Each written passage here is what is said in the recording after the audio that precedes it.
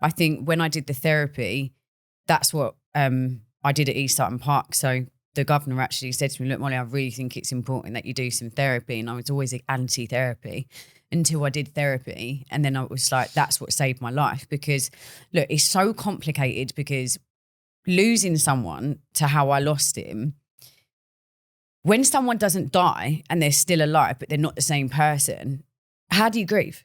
I still ask the psychiatrist that now. Like or the therapist, like, how do you grieve for that? Like, what's the process? Do you say goodbye? Do you say hello to the new person? I'm still working it out. But I think in my mind, acceptance is real, right? Acceptance is a real thing. We had to accept our sentence. I had to accept Michael. And I think what therapy showed me was acceptance. I can't change. So I can either stay in that negative mindset, or I can help other people never have to go through what I went through. And there's only two options with that, right? You either live a horrible life or you try and live a better life. And I think for me, I've lived that horrible life. Like, you see now, it's just like, I mean, don't get me wrong, Jules. I have my bad days still. I'm a normal human being. But for me now, I just want to love. Like, I generally just want to love, and I want to give love out. And the way that the community is right now and the things I see on a day-to-day basis, there's no love.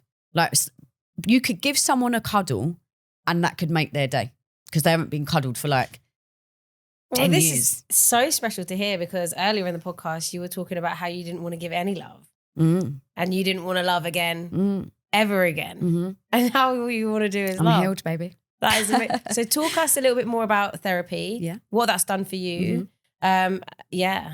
So I did a therapy where it takes you back in time. So it will take you back in time to relive the events that created the trauma in the first place. So when you go through a trauma, it stays in a certain part of your brain that then, I guess, irritates your other parts of the brain.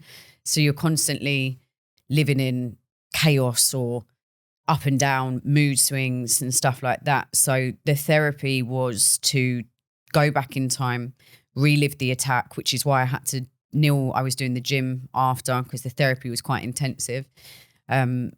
We went back in time and I literally relived the attack over and over and over again until one bit of my story didn't change. And that's when you know it's been processed.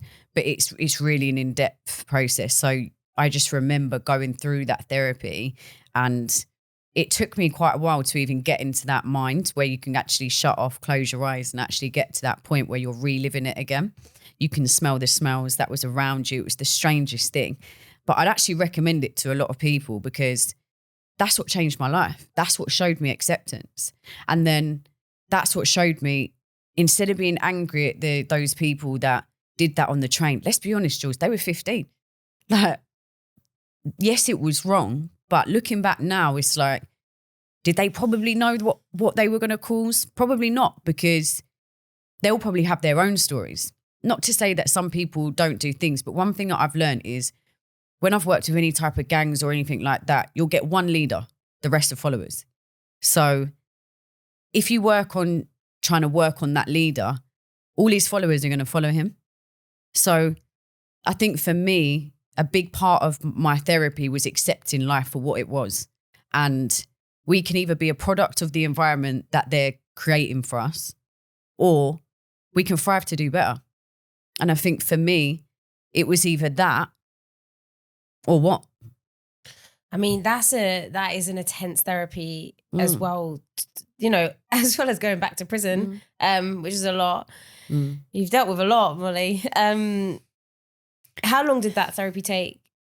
I think it was around 8 months. It's been intense. Wow. And when you say it healed you, your life changed after that. Can you talk us through a little bit more about what you mean? I mean, I learned how to accept. So after I did the therapy, I went back to Michael and I could smile with him. I could joke with him. I could just lay on the bed and watch a film with him. Oh. Like, I could do all of those things. But before, I used to go and see him, and then the next 3 days I would be mental breakdown. But no one knew that. So I kept it all to myself. And everyone can, you know, look, people like me or don't like me. I'm very much like that, Jules. But that's the truth.